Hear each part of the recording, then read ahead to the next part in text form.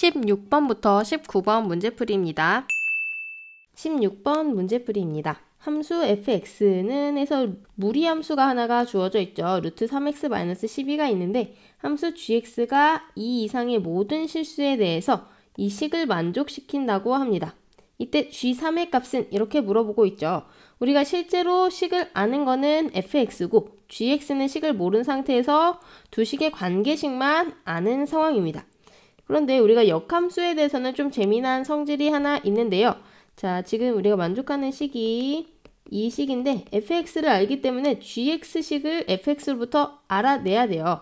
근데 이게 등식의 성질에서도 예를 들면 뭐 x-1이 2다 이렇게 했을 때 x 구하려면 어떻게 해야 되죠? 그렇죠. 왼쪽에 있는 이 좌변에 마이너스 1을 이항시켜서 우변으로 플러스 1로 넘긴 다음에 x는 2 더하기 1에서 3이다. 이렇게 하는 게 있죠. 자, 이거랑 굉장히 좀 비슷하지만 좀 다른 역함수의 성질이 있습니다. 이 왼쪽에서도 보시면 f 역함수가 이렇게 있잖아요. 얘를 이렇게 넘기면 그냥 f로 넘어간다. 이렇게 생각하시면 돼요. 자, 그러면 어떻게 되냐면 gx만 남고요. f가 넘어가면 어떻게 되죠? f에다가 괄호 넣고 이 안에 2x 이렇게 들어가는 거예요. 뭐 실제로는 사실 f를 똑같이 양쪽에다 이렇게 합성한다, 앞에다 합성한다 이렇게도 생각을 할 수가 있는데 어쨌든 이렇게 넘기는 걸로 생각하면 조금 더 기억하기가 쉽겠죠. 자, 그러면 gx식이 이렇게 나왔어요. gx식은 뭐냐면 f에다가 이 2x를 넣어준 거다. 그러면 f식이 지금 루트 3x 빼기 12였는데 여기다가 x 대신에 여기 x 대신에 뭐 들어가 있어요? 지금 2x를 넣는 거죠. 그렇기 때문에 여기 3x 빼기 12 그대로 써주면 안 되고 여기에 3 곱하기 2x 빼기 12 이렇게 되는 게 gx의 식이다. 이렇게 생각하시면 되겠습니다. 자, 그러면 어떻게 돼요? 루트 6x 마이너스 12 이렇게 되죠? 자, 이렇게 되면 이제 우리 문제에서의 큰 그림을 알 수가 있어요. 자, 저 위쪽에 보시면은 gx에 대해서 뭐라고 돼 있냐면 이 두 번째 줄부터 잘 보시면 자, gx가 이 이상의 모든 실수 x에 대하여 이렇게 써있죠. 즉 gx식이 6x-12였기 때문에 정의역을 x는 2 이상이다. 이거를 또 확인할 수가 있죠. 이렇게 되면은 우리가 맞는 방향으로 풀고 있구나. 이거에 대해서 한 번 더 확신을 가질 수 있습니다. 자, 여기서 끝은 아니고요. 그래서 우리가 뭐를 구해야 되냐면 g3의 값을 구해야 돼요. g3은 x에다가 3 넣은 자리. 그러면 6 곱하기 3 빼기 12니까 루트 18 빼기 12 해서 루트 6이다. 그러면 g3의 값은 루트 6 이렇게 구할 수가 있겠죠? 정답은 3번 이렇게 되겠습니다. 17번 문제풀이입니다. 그림과 같이 크기가 같은 6개의 정사각형에 1부터 6까지의 자연수가 하나씩 적혀 있다. 이 밑에 그림을 보면 확인할 수가 있죠. 그 다음 줄에 보니까 서로 다른 4가지 색의 일부 또는 전부를 사용하여 다음 조건을 만족시키도록 6개 정사각형에 색을 칠하는 경우의 수에 대해서 물어보고 있어요. 단 한 정사각형에는 한 가지 색만을 칠한다. 그러니까 우리에게 주어진 색깔은 몇 가지인데 총 4가지의 색이 주어져 있는데 얘를 다 써도 되고 일부만 써도 된다. 이런 조건이 일단 주어져 있죠. 자, 그 밑에 있는 조건도 마저 한번 읽어볼게요. 가라고 해서요. 가는 1에 적힌 정사각형 1이 적힌 정사각형과 6이 적힌 정사각형에는 같은 색을 칠한다. 1번이랑 6번은 같은 색을 칠한다는 거죠.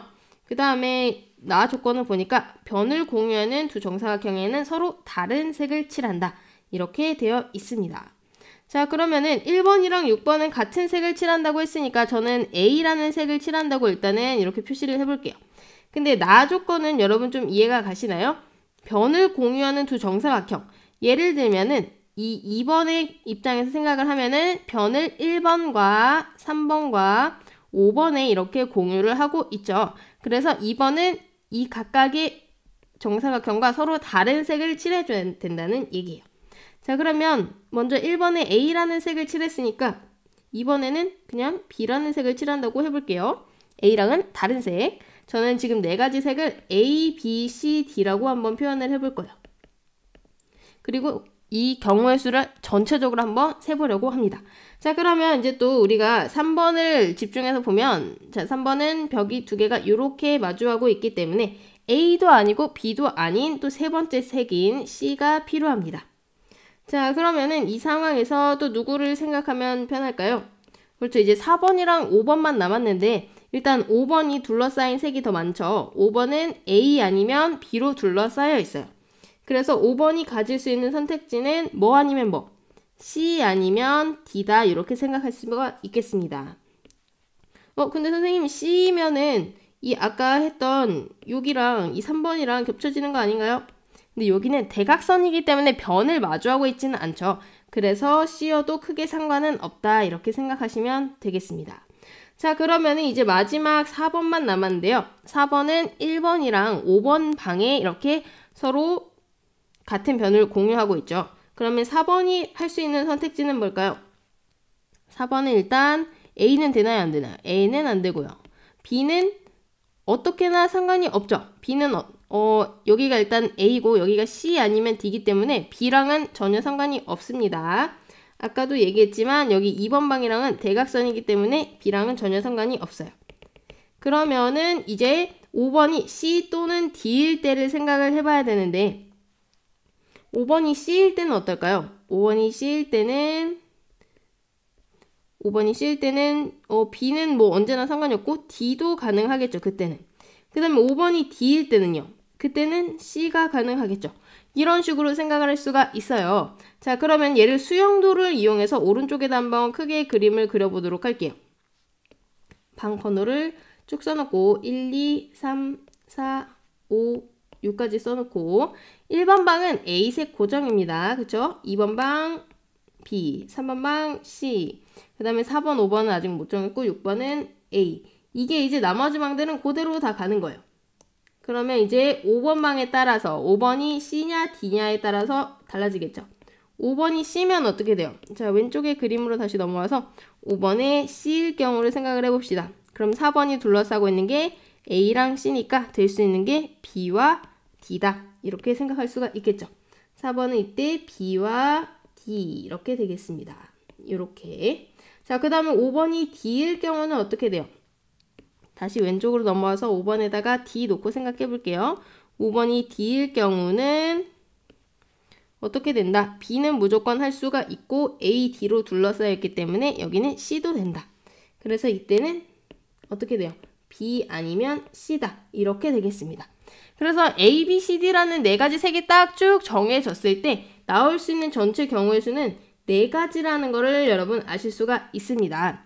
그래서 이 첫 번째 경우부터 차례차례 보면요. 첫 번째 경우는 이 경우죠.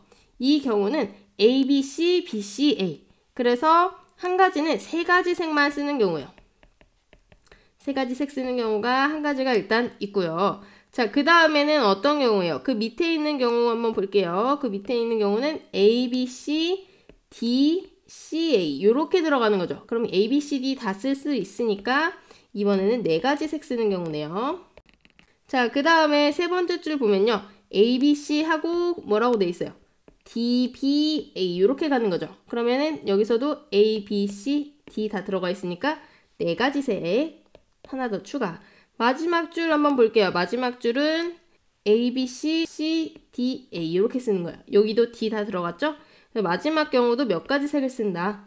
네 가지 색을 쓴다. 그리고 세 가지 색을 쓰는 경우가 한 가지가 있고 네 가지 색을 쓰는 경우가 세 가지가 있다. 이렇게까지 세분화해서 우리가 경우의 수를 다 구해줄 수가 있습니다. 자, 그러면 각각의 경우에 대해서 누가 A를 할 건가, 누가 B를 할 건가, 누가 C를 할 건가 그것만 정해주면 되겠죠. 자, 그러면 먼저 이 밑에 있는 세 가지 색을 쓰는 경우를 생각을 해보면은 네 가지 색 중에서 세 가지 색을 택해서 누가 A 할 거야, B 할 거야, C 할 거야. 얘네 순서 중요하죠. 그래서 얘는 곱하기 P를 써야 돼요. 4P3 네 개 중에 세 개를 택해서 곱한다. 세운다. 자, 그 다음에 이 네 가지 색일 때는 어떻게 될까요? 네 가지 색일 때는 네 개 중에서 네 개를 세우는 거죠. 그래서 4P4 요거를 곱해주시면 됩니다. 자, 그러면은 한 가지 곱하기 4P3 4P3은 4 곱하기 3 곱하기 2니까 24죠. 근데 4P4도 공교롭게도 똑같이 24예요. 그래서 얘 같은 경우는 전체 경우인 네 가지에다가 그대로 24만 곱해주면은 전체 우리가 구하는 경우의 수가 나온다. 그래서 정답은 3번 이렇게 되겠네요. 18번입니다. 18번은요. 이렇게 쭉 보시면은 자, 이렇게 가나다 빈칸을 채우는 문제고 마지막에 문제가 나와 있죠. 자, 이렇게 빈칸 채우기 문제 같은 경우는 여러분은 어떻게 느끼실지 모르겠지만 그래도 좀 부담이 덜 하거든요. 왜냐하면 풀이 과정을 다 알려주고 방향을 제시한 상황에서 빈칸만 채우면 되는 거기 때문에 문맥 속에서 이 빈칸에 들어갈 게 무엇인가 그것만 잘 읽어주면 되는 문제입니다.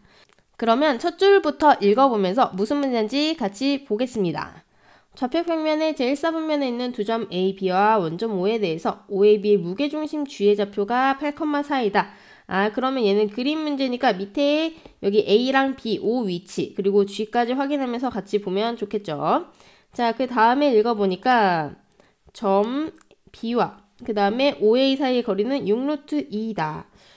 그러면은 문제에서 봤을 때 점 B가 여기 있죠. 점 B와 OA 사이의 거리는 보통 직선 거리를 얘기를 합니다. 여기가 6루트 2라는 얘기예요. 그럼 점과 직선 사이의 거리, 뭔가 이런 공식도 하나 나올 거라는 거 생각해 볼 수 있죠? 그 다음 줄 읽어보면요. 다음은 직선 OB의 기울기가 직선 OA의 기울기보다 클 때 OA의 기울기를 구하는 과정이다. 결국 우리가 알아야 되는 게 이 직선 OA 이 친구의 기울기를 알아야 되는 문제네요. 그러면은 풀이 과정 같이 한번 보도록 하겠습니다. 자, 일단 시작하는 것이 선분 OA의 중점을 M이라 하자 이렇게 하고 시작하고 있죠. G가 얘의 무게중심이니까 이거는 무게중심의 성질이죠. 2대 1이다. 근데 이제 처음부터 그 조건을 쓰고 있습니다. B와 OA 사이의 거리가 6루트 2이므로 G와 OA 사이의 거리는 무엇이다. 이렇게 되어 있죠.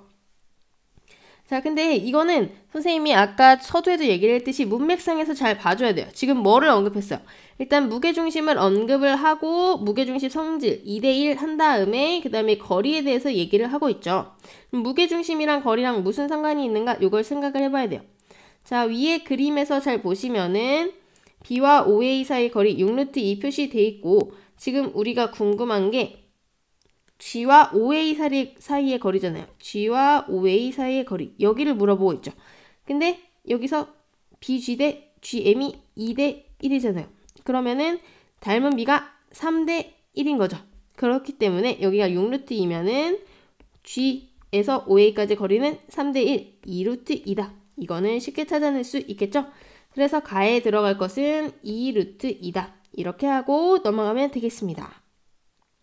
그 밑에도 계속 한번 읽어볼게요. 자, OA의 기울기를 M이라고 하면 자, 여기 기울기가 M이라고 했어요. 그러면 점 G와 OA 사이의 거리는 해서 이렇게 나와 있죠. 제가 아까 점과 직선 사이의 거리 얘기했었잖아요. 자, 그러면은 이 위에 그림에서 봤을 때 이 OA의 기울기를 M이라고 했으니까 얘의 직선 방정식은 뭐라고 표현할 수가 있어요? y는 mx 플러스 y절편인데 지금 얘 5 원점 지나죠? 그래서 y는 mx가 끝입니다. 자, 근데 우리가 방금 윗줄에서 뭘 했냐면 이 b와 OA 사이 거리가 6루트 2인 거를 이용해서 g와 m 사이, g와 OA 사이의 거리가 2루트 2인 거 요거 찾아냈었잖아요. 그래서 지금 g의 좌표가 뭐라고? 8,4라고 나와 있기 때문에 이 점과 직선 사이의 거리를 이용해서 2루트 2다. 이거를 하려고 하는 거예요. 자, 점과 직선 사이의 거리 어떻게 했었죠? 지금 어떤 직선이냐면 직선 mx 빼기 y는 0이고 점은요. 점의 좌표는 8,4입니다. 어떻게 했었어요? 거리는 루트 한 다음에 x 좌표 x 앞에 붙어있는 개수랑 y 앞에 붙어있는 마이너스 1의 제곱 이거 분에 점 8,4를 어떻게 해줘야 돼요? 여기다가 각각 대입을 해줘야 되죠? x랑 y에다 대입해서 절대값에서 여기다 올려주시면 됩니다. 요게 얼마라는 얘기예요? 이게 거리인 2루트 2다. 이거라는 얘기죠.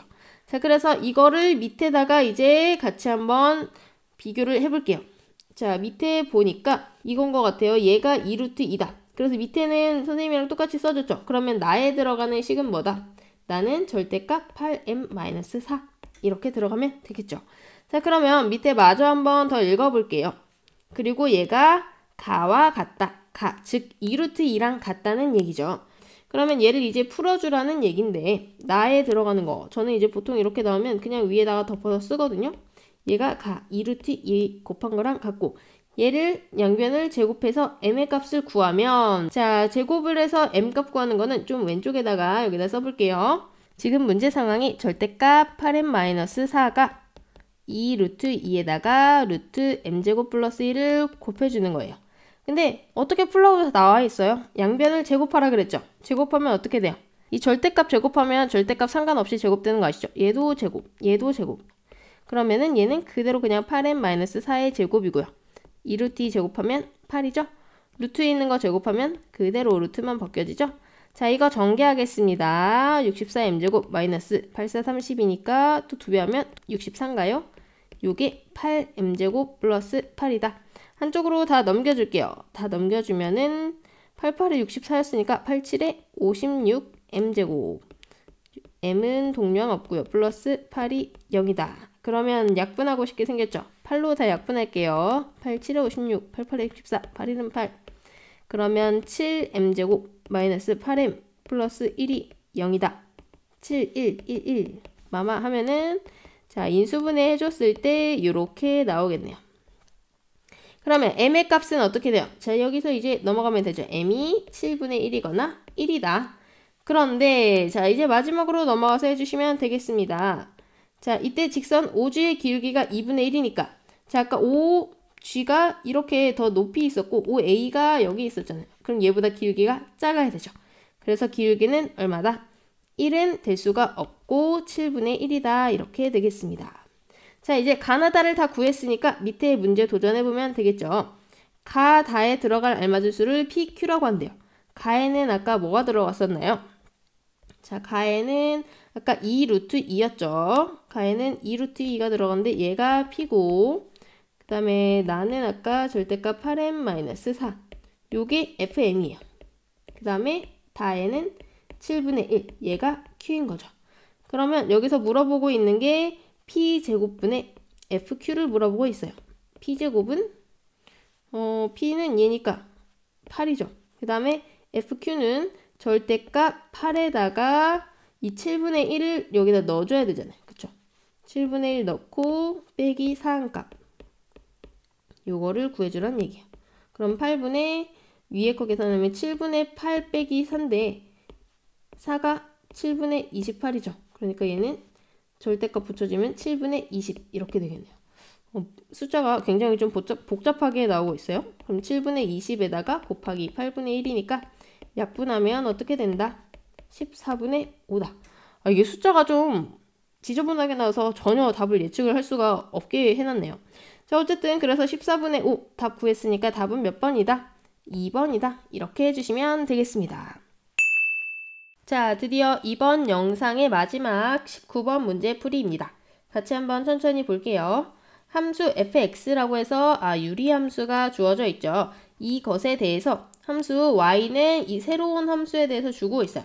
근데 새로운 함수 꼴을 보니까 일단 절대값이 하나가 있고요. 그 다음에 x 플러스 a, x축으로 마이너스 a만큼 옮겼죠? 그 다음에 플러스 2분의 a, y축으로 얼마만큼 옮겼다. 이 식 통해서 확인할 수 있습니다. 어쨌든 이 식의 그래프가 뭐라고 되어 있어요? y축에 대하여 대칭이다. 이렇게 되어 있죠. y축에 대하여 대칭일 때 이게 이제 큰 힌트가 될 것 같습니다. fb의 값을 물어보고 있어요. 자, 그 다음에 보기를 보니까 전혀 예측할 수가 없죠.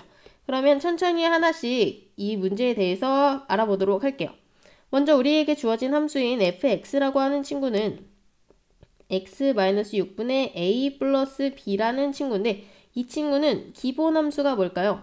제가 이제 종종 사용하는 기본 함수라는 말은 평행이동을 시키기 전에 함수를 얘기를 해요.